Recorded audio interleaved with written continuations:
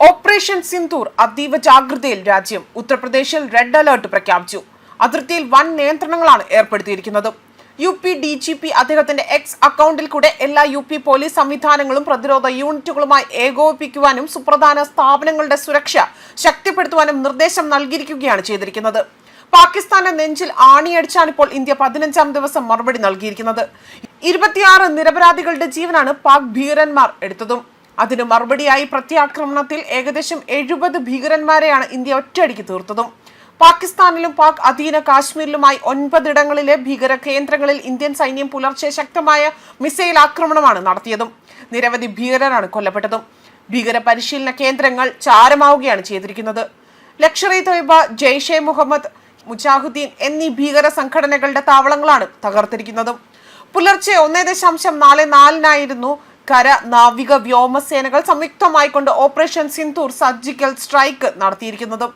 പാകിസ്ഥാന്റെ സൈനിക കേന്ദ്രങ്ങൾ ആക്രമിച്ചിട്ടില്ല എന്നും ഭീകര താവളങ്ങളെയാണ് ലക്ഷ്യമിട്ടതെന്നും പ്രത്യാക്രമണത്തിന് പിന്നാലെ തന്നെ സൈന്യം വിശദീകരിക്കുകയും ചെയ്തിട്ടുണ്ട്. ആക്രമണം സ്ഥിരീകരിച്ച പാകിസ്ഥാൻ കൊല്ലപ്പെട്ടവർ നിരപരാധികളാണ് എന്ന വാദവുമായി രംഗത്തെത്തുകയും ചെയ്തിരുന്നു. ഏപ്രിൽ 22 പഹൽഗാമിലെ ബൈസൺ വാലിയിൽ പാക് പിന്തുണയോടുകൂടി തന്നെ ഭീകരാക്രമണം ഉണ്ടാകുന്നത്. 26 പേരെയാണ് മതം ചോദിച്ചുകൊണ്ട് ഭീകര സംഘടനകൾ ഉറ്റവരുടെ കൺമുന്നിൽ വെച്ചുകൊണ്ട് വെടിവെച്ച് കൊലപ്പെടുത്തിയതും. അതേസമയം പഹൽഗാം ഭീകരാക്രമണത്തിന് തിരിച്ചടിയായി ഇന്ത്യൻ സേനകൾ സംയുക്തമായി നടത്തിയ ഓപ്പറേഷൻ സിന്ദൂറിൽ 70 പാകിസ്ഥാൻ ഭീകരർ കൊല്ലപ്പെട്ടതായിട്ടാണ് റിപ്പോർട്ടുകൾ പുറത്തു വന്നിരിക്കുന്നത്. പാകിസ്ഥാനിലെ 9 ഭീകര കേന്ദ്രങ്ങൾ ലക്ഷ്യമിട്ടായിരുന്നു ഇന്ത്യയുടെ തിരിച്ചടി. ഇന്ന് പുലർച്ചെ നടന്ന അപ്രതീക്ഷിത ആക്രമണത്തിൽ 60-ലേറെ ഭീകരർക്ക് പരിക്കേറ്റതായും വിവിധ വൃത്തങ്ങളെ ഉദ്ധരിച്ചുകൊണ്ട് ദേശീയ മാധ്യമങ്ങൾ റിപ്പോർട്ട് ചെയ്യുന്നുണ്ട്. പാകിസ്ഥാനിലെ ലഷ്കർ-ഇ-തോയ്ബ, ജെയ്ഷെ മുഹമ്മദ്, ഹിസ്ബുൾ മുജാഹിദ്ദീൻ കേന്ദ്രങ്ങൾ ലക്ഷ്യമിട്ടായിരുന്നു ഇന്ത്യ ആക്രമണം നടത്തിയതും. ഇന്ത്യയുടെ തിരിച്ചടിയിൽ കൊല്ലപ്പെട്ടവരിൽ ലഷ്കർ-ഇ-തോയ്ബ നേതാക്കളായ അബ്ദുൾ മാലിക്, അതുപോലെ മുദാസിർ എന്നിവരും ഉൾപ്പെട്ടതായാണ് റിപ്പോർട്ടുകൾ പുറത്തു വന്നിരിക്കുന്നത്. ഇന്ത്യൻ സുരക്ഷാ ഏജൻസികൾ അന്വേഷിക്കുന്ന കൊടും ഭീകരന്മാരാണ് ഇവരെന്നാണ് മറ്റൊരു വസ്തുത. ലഷ്കർ കേന്ദ്രമായ പാകിസ്ഥാനിലെ മുരഡ്കയിലെ മാർക്സ് തോയ്ബയ്ക്ക് നേരെ നടത്തിയ ഇന്ത്യൻ ആക്രമണത്തിലാണ് ഇരുവരും കൊല്ലപ്പെട്ടതായ റിപ്പോർട്ടുകൾ പറയുന്നത്. പഹൽഗാം ഭീകരാക്രമണത്തിന് തിരിച്ചടിയായിരുന്നു ഇന്ത്യ ഓപ്പറേഷൻ സിന്ദൂർ എന്ന പേരിൽ ആക്രമണം നടത്തിയതും. മെയ് 7 പുലർച്ചെയായിരുന്നു വ്യോമകര നാവികസേനകൾ സംയുക്തമായി നടത്തിയ ഓപ്പറേഷനിൽ പാകിസ്ഥാനിലെ 9 ഭീകര കേന്ദ്രങ്ങൾ ലക്ഷ്യമിട്ടായിരുന്നു ഓപ്പറേഷൻ സിന്ദൂർ നടത്തിയത്.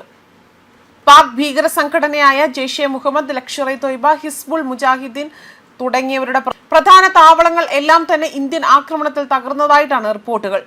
ജെയ്ഷെ മുഹമ്മദിന്റെ ആസ്ഥാനമായ ബഹവൻപൂരിലെ മാർക്സ്, സുഹാനുള്ള ലഷ്കർ ആസ്ഥാനമായ മുരഡ്കോയിലെ മാർക്സ് തോയ്ബ, ജെയ്ഷെ കേന്ദ്രങ്ങളായ തെഹ്റ, കലാനിയ, സാർജാൽ എന്നീ കേന്ദ്രങ്ങളൊക്കെ തന്നെയാണ് ഇവർ തകർത്തിരിക്കുന്നതും. ഇന്ത്യയെ തൊട്ടാൽ അടപടലം പൂട്ടിയിരിക്കും. അതുപോലെ തന്നെ 70 ഭീകരരെ ഒറ്റയടിക്കാണ് ഇന്ത്യ തീർത്തതും. ഇന്ന് പുലർച്ചെ നടന്ന ഈ ഒരു തിരിച്ചടിയിൽ പഹൽഗാം ആക്രമണത്തിന് മറുപടിയായി തന്നെ ഇന്ത്യ പാകിസ്ഥാനിലെയും അതുപോലെ തന്നെ POKയിലെയും 9 ഭീകര കേന്ദ്രങ്ങളിൽ 24 മിസൈൽ ആക്രമണങ്ങൾ നടത്തി 70 ഭീകരരെയാണ് വധിച്ചത്. ഈ തിരിച്ചടിക്ക് പിന്നാലെ തന്നെ ലക്ഷ്യം ഭീകരരുടെ കേന്ദ്രങ്ങൾ തകർക്കുക എന്നത് മാത്രമല്ല ജനങ്ങൾക്ക് ഒരു വിധത്തിലുമുള്ള നാശനഷ്ടങ്ങൾ ഉണ്ടായിട്ടില്ല എന്നാണ് ഈ പ്രത്യാക്രമണം കൊണ്ട് സൂചിപ്പിക്കുന്നതും. ന്യൂസ് ഡെസ്ക് കർമ്മ ന്യൂസ്.